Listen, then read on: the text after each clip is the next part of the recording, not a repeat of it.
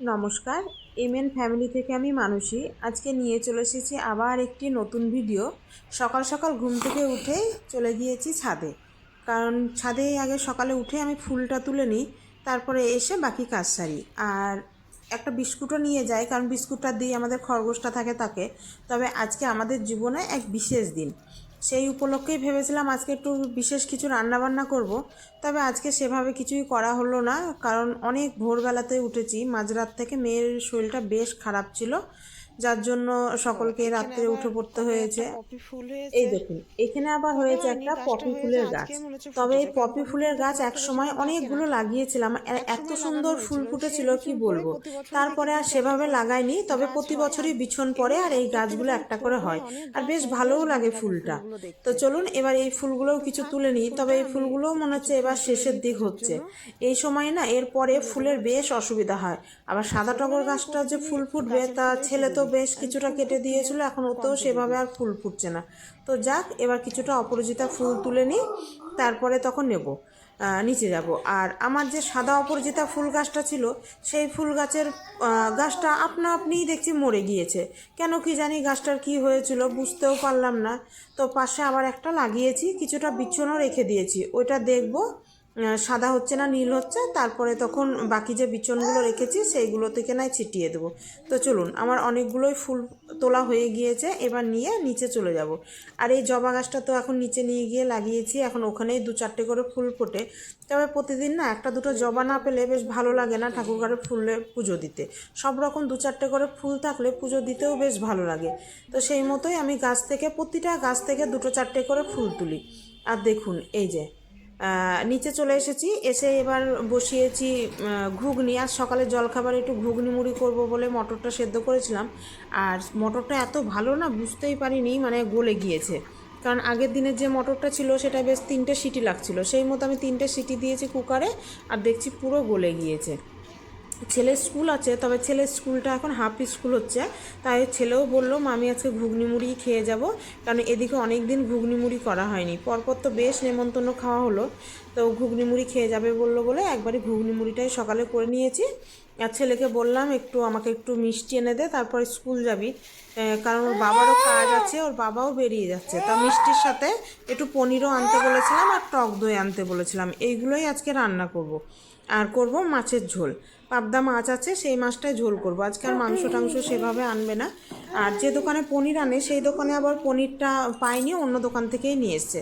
তো চলুন এবার সকালে জল খাবারটা আগে ওর দাদুকেই দিয়ে আসি, কারণ ওর দাদু অনেকক্ষণ ধরে ডাকছে আর খাবার চাইছে। খুব একটা দেরি হয়নি, কিন্তু খেতে চাইছে। একসাথে ওর দাদুর সাথে ওর ছেলেরটাও বেড়ে নিই, ছেলে সন্ধান করে আসুক, আর তারপর তো দাদুকেও আমি দিয়ে চলে আসি খাবারটা। কারণ ও মাসি আবার ওদিকে কাজ করতে লেগেছে, মাসি বলে আপনি দিয়ে যান। তাই ঘুগনি মুড়িটা দিয়ে আসবো এখন। আর আমার বেদানাটা ছাড়ানো হয়নি, বেদানাটা পরে মেয়ে যখন খাবে একসাথে ছাড়িয়ে তখন ও দাদুকেও বেদানা পরে দিয়ে আসবে। এখন ঘুগনি মুড়িটা খাক, কারণ এটা খেতেও তো সময় লাগবে। আর এই যে এখন এই জায়গাটাতেই বসে থাকে, কারণ এখন এই জায়গাটায় রোদ আসে হালকা মতো, বেশ ভালোও লাগে বসতে, সেই জন্য এখন এইখানেই বসে থাকে। আর আমি ওদিকে সকালে জলখাবার সকলকে দিয়ে দিয়েছি, দিয়ে স্নান করে নিয়েছি। আর ওর বাবা একটু বাজার গিয়েছে, বলেছে বাজার থেকে এসেই খাবে। তবে স্নান করে এবার পুজো করে নিব, তারপরে তখন বাকি সব রান্না বসাবো। আর পুজো করতেও একটু সময় লাগে। তবে এই যে বারান্দাটায় দেখুন, গাছপালাগুলোই না সেভাবে যত্ন করা হচ্ছে না বেশ কিছুদিন ধরে। তবে এবার মনে হচ্ছে একটু যত্ন করতে হবে। আর এই সময় সব বাড়িতেই ফুল ছিল, তবে এখন সব বাড়িতেই ফুলটা শেষের দিকে চলে এসেছে, এখন আর সেভাবে কারোর বাড়িতে ফুল নেই। তবে যাদের যাদের আম গাছ আছে প্রতিটা গাছেই ধরেছে আমের মুকুল, বেশ ভালো লাগছে, আর এত সুন্দর গন্ধ আসে না। আর এই দেখুন, এখানে ফ্রিজ থেকে পাবদা মাছগুলো বার করে নিয়েছি, আর আছে কাতলা মাছের মাথা, সেটা দিয়েই করব মুগের ডাল। আর করবো একটু আলু পোস্ত, কারণ আজকে সেভাবে সবজি বাজার নেই। আর ওর বাবা বেরিয়েছিল, তবে সবজি বাজার রান্নার সময় পাইনি আজকে, একটু কাজ করতে করতে দেরি হয়ে গিয়েছে। তা আমি বললাম থাক, আজকে যা আছে সেটা দিয়েই হয়ে যাবে, আজকে আর কিছু সেভাবে লাগবে না। তো এই মাছের মাথা দিয়ে করব মুগের ডাল, আলু পোস্ত, আর হচ্ছে পাবদা মাছের ঝাল। তো সেটাই ভেবেছিলাম করব, তবে ওর বাবা ওই যে বললো পাবদা মাছের ঝাল খাবে না ও এমনি মানে সর্ষে দিয়ে খাবে না, এমনি মশলা দিয়ে করলে সেটাই খাবে। তা সেটাই করব, মশলা দিয়েই করব, আর সর্ষে দিয়ে করব না। তবে আমার কদিন ধরে একটু সর্ষে মাছ খেতে ইচ্ছা করছে, আমার আর ছেলে দুজনারই ইচ্ছা করছে। তবে ওর বাবা, দাদু, মেয়ে তিনজনাতেই ওরা সর্ষে মাছ কেউ খেতে চাইছে না, যার জন্য করা হচ্ছে না। তো থাক, আজ মাছের মাথা দিয়ে ডাল করবো। এই মাছের মাথা দিয়ে ডালটা দিয়ে ভাত খেতেও খুব ভালো লাগে। তো এখানে ডালটা সেদ্ধ বসিয়ে দিয়েছি, এবার মাছের মাথাটা ভেজে নেব। ভেজে নিয়ে তারপরে মাছগুলো ভাজবো, কারণ মাছের মাথাটা ভাজার সময় একটু বেশ তেল লাগে, তো তাই প্রথমেই আমি মাছের মাথাটা ভেজে নিই, তাহলে বেশ তেলটাতে ভাজা হয়ে যায়। নাহলে মাছ ভাজার পোড়া তেল তখন তুলে রাখতে হয়, আমার আবার ওই পোড়া তেল তুলে রাখতে খুব একটা ভালো লাগে না। তো এই যে আপনাদের সাথে গল্প করতে করতে আমার মাছের মাথাটাও ভাজা হয়ে গিয়েছে। এবার এটাকে তুলে নিয়েছি, এবার দিয়ে দেবো পাবদা মাছগুলো। তবে পাবদা মাছগুলো না দেওয়ার সঙ্গে সঙ্গে দেখছি দুমদাম ফাটছে। তা পাবদা মাছগুলো ঢাকা দিয়ে দেবো, কারণ নাহলে সব গায়ে তেল পড়বে, আর গায়ে তেল পড়লেই তো সঙ্গে সঙ্গে পড়ে যাবে ফোসকা। এবার এই সাইডটা দিদি এত ফাটছে মানে দেওয়াও যাচ্ছে না। এবার একটু উল্টিয়ে দিই, কারণ আবার যদি ফাটে ভয় লাগছে, তাই দূর থেকে একটু উল্টিয়ে দিচ্ছি। এক পিঠ ভাজা হয়ে গিয়েছে, আর এক পিঠ তুলে নেবো। আর মশলাটা আমি একসাথেই করে নেবো, ওদিকে মাছের মাথা দিয়ে ডালেও একটু মশলা দেবো, আর এদিকে মাছের ঝোলের মশলাটা একসাথে হবে। চলুন, ভাজা হয়ে গিয়েছে এগুলো, এবার বাকি মাছটাও ভাজতে দিয়ে দিই। এই যে এবার বাকি মাছগুলো সব দিয়ে দিলাম। আজকে এত মাছগুলো ফাটছে কেন কী জানি, বুঝতে পারছি না, বেশি যেন আজকে একটু ফাটছে। তো চলুন আমি আবার এগুলোকেও ঢাকা দিয়ে দিই। তবে আজকে মাছও যে খুব একটা বেশি আছে তা না, আজকের মাছগুলোও বেশ অল্প মাছ। এগুলোকেও সব ভেজে তুলে নিই, তারপরে তখন মশলাটা একবারে কষিয়ে নেবো, কারণ রান্নাবান্না তো খুব একটা বেশি আজকে নেই। পোস্ত, ডাল আর মাছ ভাজা। তবে একটু কিছু ভাজবো। তো ওর বাবা আবার কাজে বেরিয়েছে, বলেছে আসার সময় একটু সবজি বাজার ঢুকবে, যদি ঢোকে কিছু নিয়ে আসে তখন কিছু ভাজবো, নাহলে একটু পাঁপড় ভেজে দেবো। কেন আমার শ্বশুরমশাই আবার এক তরকারি ভাতটা সেভাবে খেতে চায় না। আর এমনিতেও আমরা ছোট থেকে শুনে এসেছি এক তরকারি ভাত কোনো সময়তেই খেতে নেই, যার জন্য আমি এমনিতে 2-3 রকমের রান্না করি, আর এরা এমনিতেও 2-3 রকম রান্না দিয়ে খেতে বেশ ভালোবাসে। তো এই যে এদিকে মাছের মশলাটা করব, আর এদিকেও দেখছি ডালটা প্রায় সেদ্ধ হয়ে গিয়েছে। তবে একটু মটরশুঁটি দিয়েছি, আমার আবার বেশ ভালো লাগে, একটু কিশমিশ দিলেও ভালো লাগে, কিন্তু এই যে ছেলে মেয়ের জন্য কোনো কিছুতেই কিশমিশ দেওয়া যাবে না। এদিকে ভেজে রাখা মাছের মাথাটাকে আমি ভেঙে ওর মধ্যেই দিয়ে দিলাম, ওটা একটু ফুটুক। আর এদিকে বাকি মশলাটা সব দিয়ে দিলাম। মশলার মধ্যে ছিল আজকে আদা, জিরে আর লঙ্কা বাটা। আজকে দেখলাম কাঁচা লঙ্কার মধ্যে বেশ লাল লাল কয়েকটা লঙ্কা এসছে, তো সেই লঙ্কাগুলো তুলেই আমি ভাজতে মানে বাটলাম, তাহলে বেশ মশলাটা একটু লাল লাল হয়, বেশ ভালোও লাগে। এবার মশলাটা প্রায় কষানো হয়ে গিয়েছে, এবার ডালের জন্য কিছুটা তুলে নেব, তারপরে বাকিটাই জল দেবো। আর আমি এমনিতেও মানে মাছের মাথা দিয়ে ডাল করলে, মাছের মশলা করলে আমি এইভাবেই মশলাটা দিই, আলাদাভাবে আর ডালের মশলা কষাই না। এতেও দেখেছি বেশ ভালো স্বাদ হয়।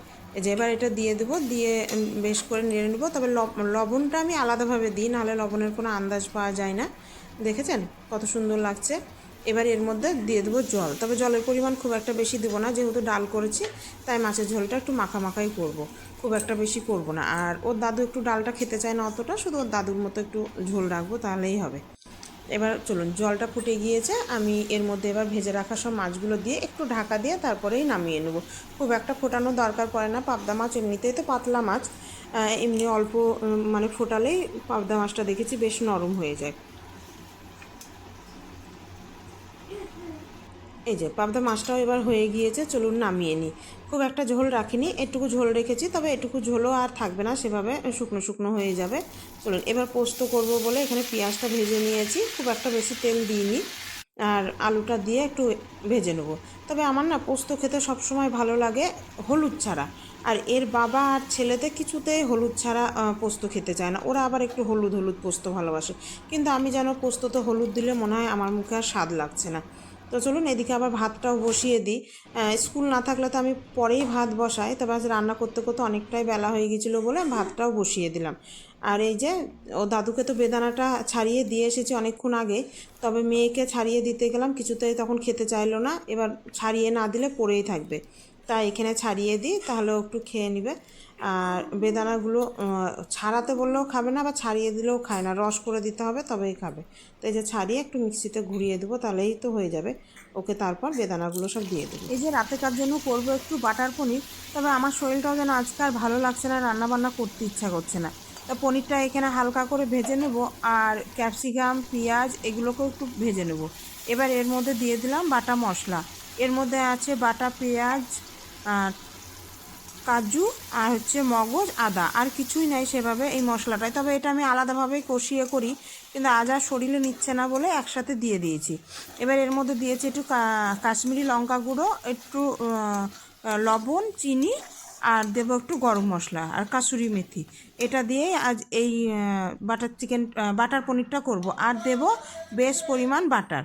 এটা এইভাবে খেতে বেশ ভালোবাসে, তবে আমার মেয়ের পনিরটা যেন এখন বেশি ভালোবাসছে। ও মাছটা সেভাবে খেতে চাইছে না, তা সেই জন্যই পনিরটা আরও করা। এই যে এখানে বসে আছে দেখুন, ফুল হাতা জামা পরে আছে, আর এইদিকে চালিয়েছে ফ্যান।